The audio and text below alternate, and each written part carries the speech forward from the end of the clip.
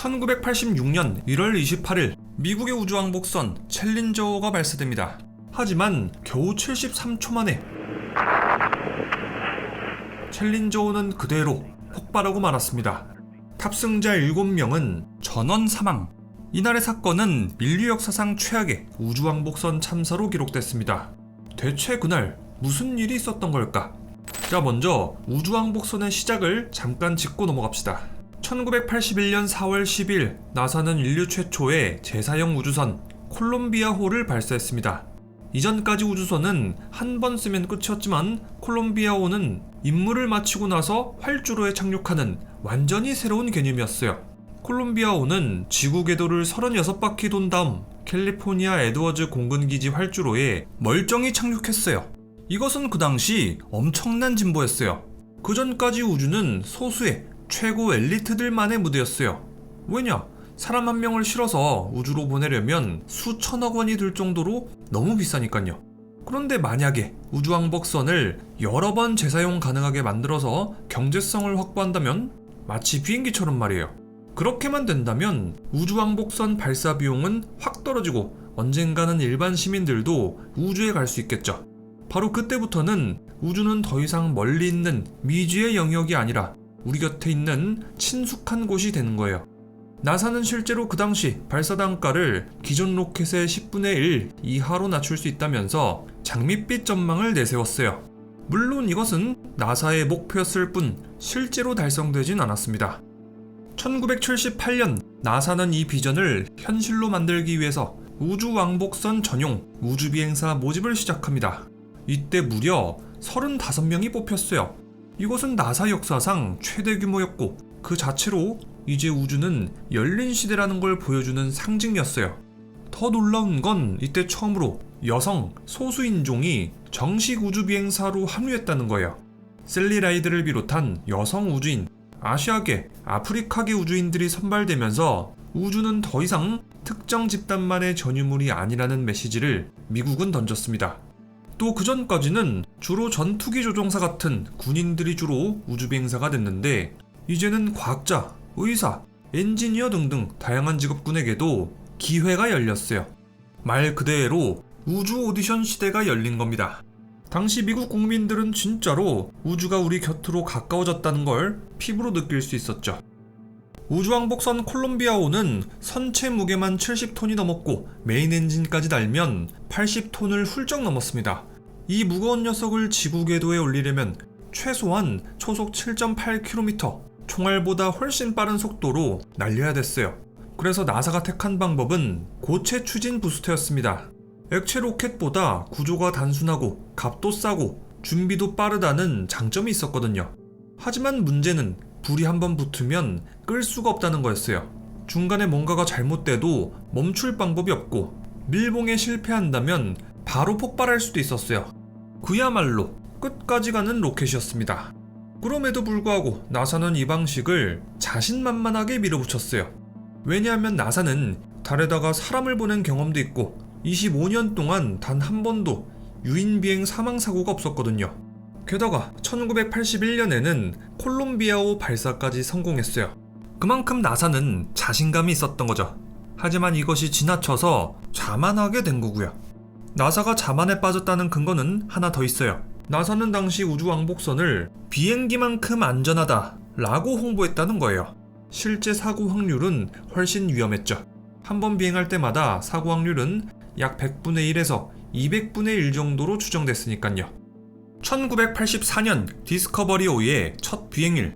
이날 뜻밖에도 우주선 동체 보조날개 쪽 페인트에 불이 붙는 사건이 일어났어요. 문제는 바로 옆에 외부 연료 탱크가 있었다는 거죠. 그 안에는 무려 50만 갤런, 약 189만 리터에 달하는 액체 수소, 산소가 들어있었어요. 이것은 대형 유조차 70대 이상 분량이고 올림픽 수영장 하나를 거의 채울 수 있는 엄청난 양이에요. 다행스럽게도 소화 시스템이 작동하고 사고는 커지지 않았고 대원들도 무사했지만 결코 사소한 사건은 아니었습니다. 이 순간 기술자들은 이건 경고 신호다 라는 걸 분명히 알 수 있었어요. 그런데도 나사는 고체 추진 부스터를 계속 사용했습니다. 부스터는 발사 이후 분리돼서 바다에 떨어지고 회수한 다음에 정비해서 재사용하는 구조였는데 문제는 그 과정에서 마모와 부식이 쉽게 일어난다는 점이었어요. 실제로 챌린저 5의 추진기를 만들던 타이오콜의 엔지니어 로저 보졸리는 점검 과정에서 부스터 내부가 부식돼 있는 걸 확인했습니다. 이거를 해체해서 자세히 보니까 연결부 오링 주변에는 불에 탄 흔적까지 남아있었다고 해요. 오링은 연료가 새지 않도록 막아주는 고무 재질의 밀봉고리예요. 직경 7mm, 길이는 12m에 달해서 부스터 연결부 전체를 감싸고 있었죠. 만약에 오링이 손상되더라도 또 다른 오링이 버텨줄 수 있도록 이중 구조로 설계됐습니다. 그런데 만약에 오링 2개 다 망가진다면, 그리고 그 틈으로 연료가 새어나온다면 연료는 바로 누출되고 결과는 폭발이에요. 정말 끔찍한 문제였죠. 실제로 이런 오링 손상은 디스커버리5 이후에도 계속 반복적으로 나타났고, 이것 때문에 기술자들은 계속 경고를 이어나갔습니다. 이거 그대로 둔다면 언젠간 큰 사고가 날 겁니다. 이것은 단순히 디스커버리5나 챌린저 5 한 대의 문제가 아니었습니다. 콜롬비아, 챌린저, 디스커버리, 아틀란티스, 그리고 엔데버까지 모든 우주왕복선은 같은 구조의 고체 추진 부스터를 공유했거든요. 즉, 어느 한 대에서 발생한 작은 결함은 곧 모든 우주왕복선들의 결함을 의미했습니다. 하지만 나사는 이 경고를 사소한 사고로 치부했어요. 근본적인 설계 문제는 바라보지 않았죠. 결국 디스커버리5에서 보였던 작은 불꽃은 2년 뒤 챌린저 대참사를 예고하는 불길한 전조 신호였던 셈이에요. 나사의 엔지니어들은 오링 문제가 기온하고 관련이 있다고 판단했어요. 원래 오링이 되게 유연해야 되는데 날씨가 추워지기만 하면 되게 딱딱해져서 밀봉이 제대로 안 된다는 걸 알아낸 거예요. 하지만 이 문제는 끝내 해결되지 않았습니다. 발사 일정은 빡빡하게 잡혀 있었고 상부에서는 계속 빨리 준비하라면서 압박을 넣었어요. 사실상 발사를 완전히 멈추고 몇 년 동안 이 근본적인 문제를 해결해야 됐지만 예산 초과가 두려워서 아무도 나서지 못했습니다. 그 결과 기술자들은 매번 불안한 마음으로 발사를 지켜볼 수밖에 없었죠. 이번엔 과연 오링이 버텨줄까? 아니면 정말 최악의 사고가 터질까? 엔지니어들조차 확신할 수 없었습니다. 그리고 결국 문제는 아무것도 해결되지 못하고 1986년 1월 27일 챌린저 5 발사일이 운명의 날처럼 다가옵니다. 챌린저 5는 1983년 첫 비행 이후 9번의 임무를 무사히 마치면서 믿을 수 있는 우주왕복선으로 여겨졌습니다. 그리고 1986년 10번째 임무, 이날 탑승 인원은 총 7명이에요. 지휘관으로 공군조종사 출신의 딕 스코비, 조종사 마이클 존 스미스, 임무 전문가로는 물리학자 로널드 맥네어, 나사 최초의 아시아계 우주인 앨리스 노니즈카, 그리고 나사의 두 번째 여성 우주인 주디스 레스닉, 여기에다가 과학기술자 그레고리 자비스, 마지막으로 세상의 이목을 단숨에 끌어모은 인물 교사 크리스타 맥콜리프가 있었습니다. 나사는 당시 티처 인 스페이스 프로그램을 통해서 교사를 우주로 보내서 원격 강의를 하는 획기적인 아이디어를 내놨어요. 이 임무는 단순한 우주 비행이 아니라 전 세계 학생들에게 우주 교실을 열어주려는 꿈의 프로젝트였습니다. 전국의 수많은 교사들이 지원했고 인기 많던 맥콜리프 역시 그중 한 명이었어요. 무려 11,000대 1의 경쟁률을 뚫고 선발된 그녀는 두 아이를 남겨둔 채 우주에서 수업을 하겠다는 꿈을 안고 챌린저 5에 올랐습니다. 챌린저 5 발사 하루 전 회의가 열렸어요.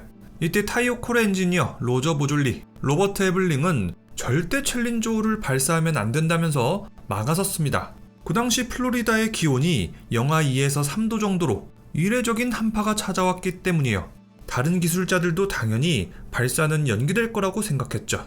하지만 고체 로켓 부스터 개발 운용 총책임자 로렌스 멀로이는 그 정도 온도 데이터로는 설득력이 부족하다면서 발사 중지 의견을 정면으로 거부하면서 이렇게 말했다고 해요.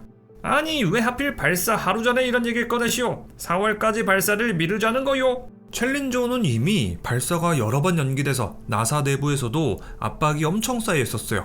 결국 멀로이는 오히려 거꾸로 발사해도 된다는 증거를 가져오시오 라면서 기술자들을 몰아붙였다고 해요. 그렇게 끝내 타이오콜 경영진들은 마음을 바꿔서 날씨와 사고 가능성의 직접적인 상관관계는 불확실하다는 결론을 내리고 말았습니다. 다음날 발사대에는 30에서 60cm 길이의 고드름이 주렁주렁 매달려 있었어요. 그만큼 추운 날씨였지만 발사는 강행됐습니다. 발사 3시간 전 로버트 에블링은 챌린저 대참사를 확신하고 있었습니다. 그는 절망감을 이기지 못하고 자동차 계기판을 주먹으로 내리치면서 딸에게 이렇게 말했다고 전해집니다. 챌린저 5는 폭발할 거다. 대참사가 일어날 거다. 내일은 정말 끔찍한 일이 벌어질 거다. 챌린저 5 발사 당일 2, 1, and liftoff. Liftoff of the 25th Space Shuttle mission, and it has cleared the tower. 순식간에 선체 오른쪽에서 작은 불꽃이 피어오르더니 거대한 화염이 선체를 집어삼켰습니다. 기체는 산산조각 났고 교신이 끊어지고 관제소는 충격에 휩싸였습니다. 이 충격적인 사고는 당시 현장에서 발사를 지켜보던 군중들, 전 세계 수많은 시청자들에게 실시간으로 목격됐어요. 특히 우주에서 교사가 수업을 한다는 것 때문에 미국의 수많은 학생들이 이 발사 장면을 라이브로 보고 있었는데 사고 직후 아이들은 큰 충격을 받았다고 해요. 1월 31일 나사는 모든 탑승자들의 사망을 공식적으로 발표했습니다. 영상 판독에 따르면 일부 탑승자들은 폭발 이후에도 잠시 동안은 살아있었을 가능성이 높다고 해요. 실제로 챌린저의 비상용 호흡장치 7개 중 3개가 활성화된 채 발견되기도 했고요.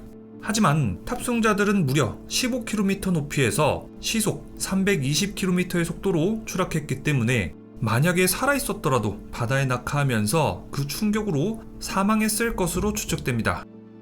사고 직후 나사는 불꽃의 원인에 대해서 철저히 입을 닫았습니다. 공식 발표에서 그들이 한 말은 단 하나, 비정상적인 연기가 관측됐다는 것 뿐이었죠. 그리고 나사는 곧바로 모든 데이터를 기밀로 묶어버렸습니다. 직원들에게는 전화 금지, 언론 접촉 금지, 심지어 사무실에서 함부로 움직이지도 못하게 할 정도로 강력한 통제가 내려졌어요. 그런데도 나사는 대회 방송에 나와서는 부스터에서 고장이 날 리가 없다고 계속 우겨댔습니다. 이 모습을 지켜본 기술자들은 확신했죠. 나사는 오링 문제를 숨기려고 한다. 나사는 사건을 왜곡하고 은폐하려 하고 있다.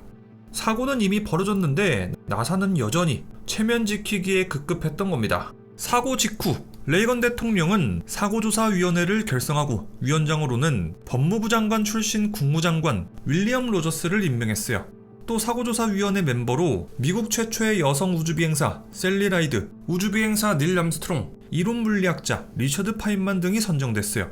그런데 초기 위원회 분위기는 이상했어요. 로저스 위원장이 계속 나사를 감싸는 듯한 태도를 보였거든요. 일본론은 로저스 위원장이 레이건 대통령으로부터 나사를 난처하게 만들지 말라는 주문을 받고 나사를 보호하고 있다 라고 보도했어요. 하지만 청문회가 계속될수록 나사는 이미 오링 문제를 알고도 무시했다는 사실이 드러났습니다. 결정적인 순간은 리처드 파인만이 만들어냈어요. 그는 청문회장에서 직접 오링을 얼음물에 담가 보이며 저온에선 이 고무가 제 역할을 못한다는 걸 눈으로 보여줬습니다. 노벨상 수상자의 시연 앞에서 나사도 위원회도 더 이상 발뺌할 수 없었죠. 결국 조사 결과는 명확했어요. 영하의 날씨 때문에 오링이 굳어서 밀봉에 실패했고 그 틈으로 고온의 가스가 새어나오면서 폭발로 이어졌던 겁니다. 실제로 발사 직후에는 산화 알루미늄 찌꺼기가 우연히 그 틈을 막아주면서 잠시 비행을 이어갈 수 있었지만 몇십 초를 더 버티지 못하고 결국 참사로 이어진 것이었습니다.